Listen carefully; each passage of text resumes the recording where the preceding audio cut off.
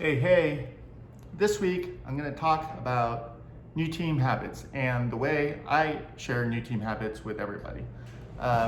Looks cool, right? Came out pretty good. Very happy with the color and just how nice and how great this book feels and how it feels like something that you could actually work on. Anyway, many of you asked how I talk about new team habits, and so here you go.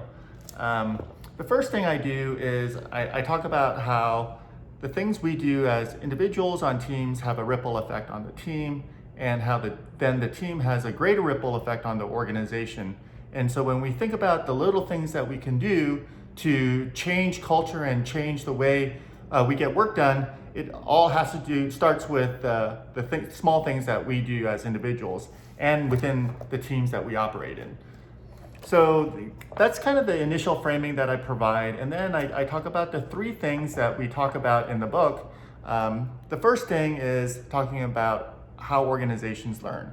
And the way organizations learn is by modeling vulnerability. And the first habit that you need to have in order to model vulnerability is for leaders to be able to share their mistakes so that other people can learn what not to do in the future. And that's an incredible step towards psychological safety. The second thing that I refer to is basically creating an environment of inclusiveness. And we all have heard that it requires equal talk time. And so how do you get to equal talk time? We start by practicing check-ins. And so check-ins leads to an ultimate goal within the organization for inclusive practices.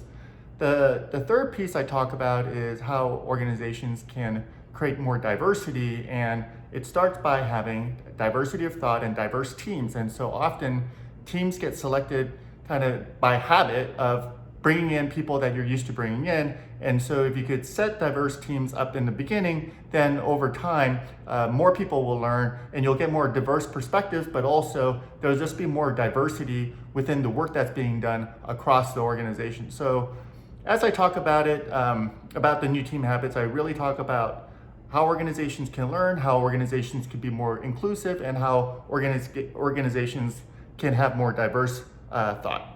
So hopefully that helps you think about the new team habits and how you might want to talk about the new team habits as you engage some of the districts that we work with.